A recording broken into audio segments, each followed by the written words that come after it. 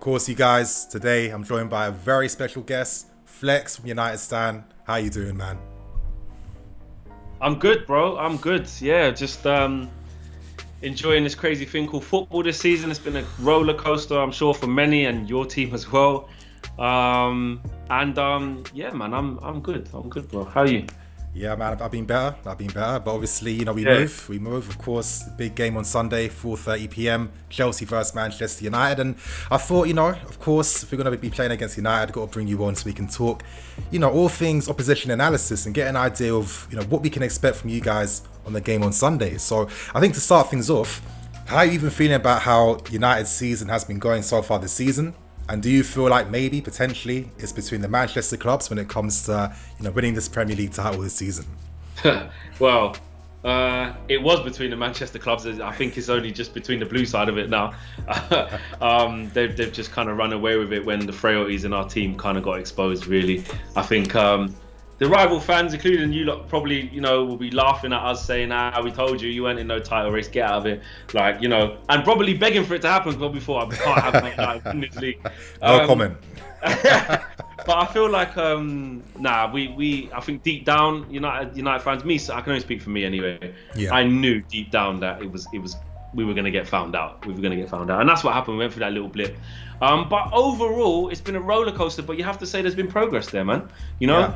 But there's many reasons as to what's happened this year and why football's crazy. But it's the same for everyone. I know the Liverpool situation with the amount of injuries they had, and my God, even me as someone who hates Liverpool, you have to think, flipping out, they have been unlucky. Yeah, for sure. Very Like as Chelsea fans, I feel like we can relate to that because it was during the 07-08 season.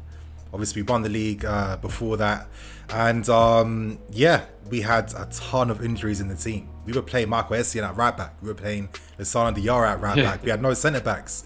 So it's no surprise that Liverpool, it's difficult when you don't have that main back line behind you, and consider the games they've been losing, it's come down to not having that defence there. But anyway, let's not talk about Liverpool. I mean, to be honest, I was expecting their season to drop because you can't keep the same intensity for another season playing that gang style pressing game.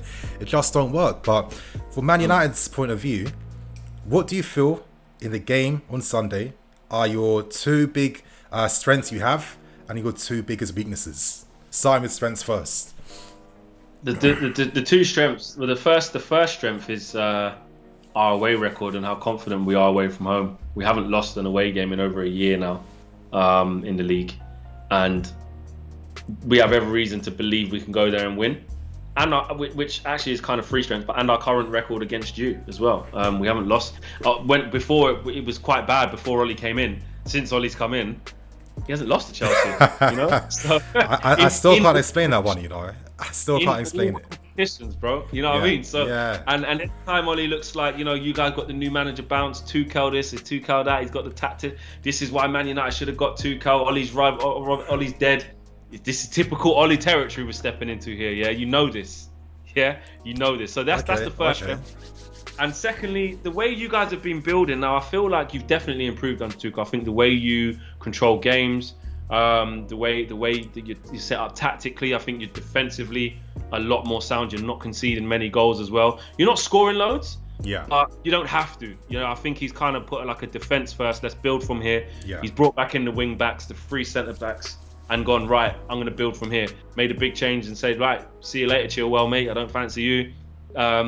Alonso back in. So he's going with even Christensen, I see he's been getting in again. So, I feel like although you're not in your peak powers yet, you're still building, you've improved. However, the fact that I think you want to control the game, you want a lot of the ball. Of course, the best of Man United is on that counter-attack. Yeah. It's in behind. It's springing on teams from setting traps and then finding ourselves in a position to spring. So they're the two strengths. The two weaknesses are kind of the counter of that. The fact that we don't dominate the ball, and that is your strength, having it. Yeah.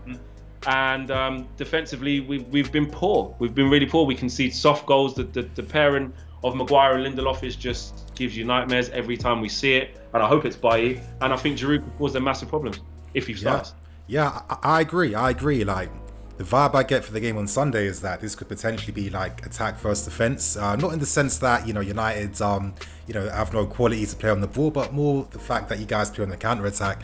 That's how you do your best stuff on the transition. But I do feel like with Tuchel, in that sense of control he's brought to the team right now, that has come from like our defensive structure and setup. Now, of course, we're prioritizing defending more compared to attacking, but it's how we're stopping teams creating counter-attacking opportunities against us. Tuchel has a plan with that back three, which is going to be vital against your front three. You know what I mean? We've got players, we can go man v man against your front three as well. We've got the wing backs to help pack the midfield too, to just give us more options wide to just circulate that ball.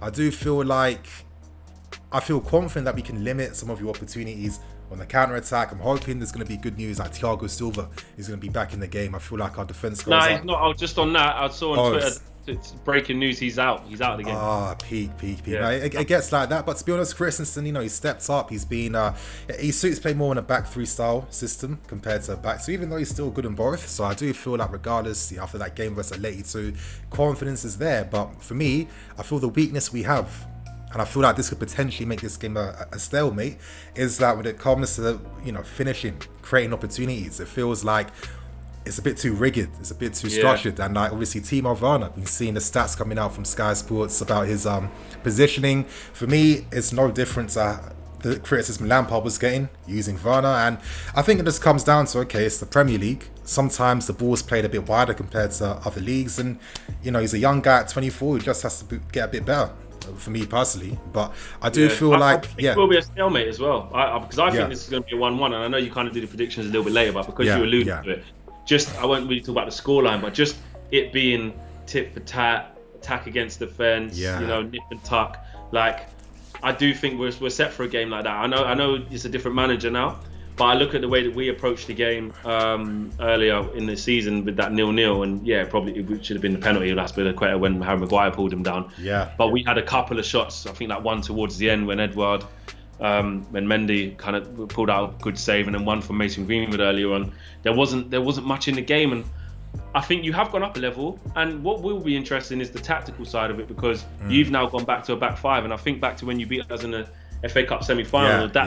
That's when Lampard kindly went, I've played these guys 3 times now, and this is going to be the 4th. Was that the 4th? It was the 4th, wasn't it? Yeah, it was. This is going to be the 4th. And I remember going into that FA Cup semi-final saying, he's not going to be as naive to just think I can keep doing the same shit. And you played the 5, which is what we normally did, and you battered us that day. So we struggled to break that down. So it'll be interesting to see how we play against the 5. Yeah, exactly. I think that's a sick point you brought up. I feel like a lot of people have forgotten that Lampard did use back three systems quite a lot. I mean, even the first game against you guys this season, we played like 3-4-3 as well. So, of course, Lampard did it again, innit, and stunk the place out. Yeah, exactly. And that was at a time when you were conceding loads of goals, and it was like he went, nah. Yeah, not anymore. Not anymore. We're going to play more controlled. We're going to play more tactically, and. Again, this would be an entirely separate discussion comparing Tuchel and Lampard, but it is funny, just for me personally, some of the inconsistencies, some of the arguments, but I mean, enough of that. I feel, of course, we get the vibe that it is going to be more of a stalemate. I feel like both teams can cancel each other out unless the referee wants to, make a name for himself in that game, and most times it goes your favour. Not even him. It's like. Friend? You know what? I saw it somewhere, but I forgot. Michael Oliver? Yeah. One of them refs. You know what I mean? But okay. To end this, who is the one player from Man United that you're hoping has a standout, and who's one player from us that you fear? So it's weird with us because, do you know what? I'm kind of hoping Martial has a standout because he's absolutely struggling now. I don't even need to come on this channel, Nini, right, and mention Bruno. Like, I just don't need to do it. Like, I'm not going to sit here and say, I want Bruno to start. You guys know what it is. Yeah? Let's not. Let's just not. Yeah? Well, should we just agree to leave that? I agree, for sure. Okay. I know you're a footballing man, innit? So we can just. So, and then Rashford, as frustrating as he can make me when I watch him, I love him. Yeah. And he frustrates me only because I know he's got gears to go up. And how influential he's been on our team this season, even in them frustrating moments where he can do better, has been massive. Him and Bruno are the top scorers, top assisters, whatever you want to call it.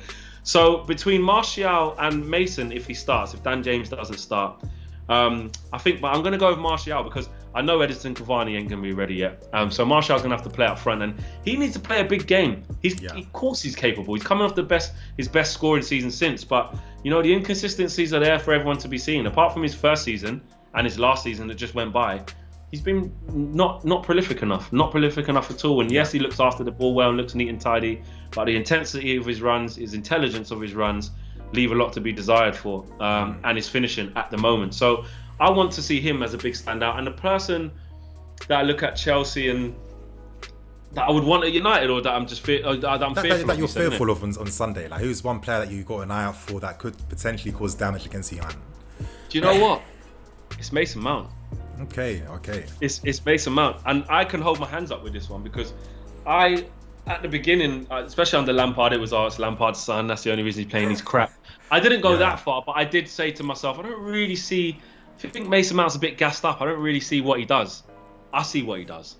I see what he does now. He's I think he's a really accomplished footballer, and I think because he doesn't have. You look at Grealish and Maddison, right? Yeah. And you just look at their eye test on them. Grealish has got that swagger. The socks are down. The calves big. The hair's back. Slip back. I mean? Maddison's got that swag. He's kind of going around the pitch. Whereas Mason, I think, just does his job on low key. But he's really effective. He looks after the ball well. I think he's deceivingly quick. He's really intelligent. He's got a great touch. I see him on both feet.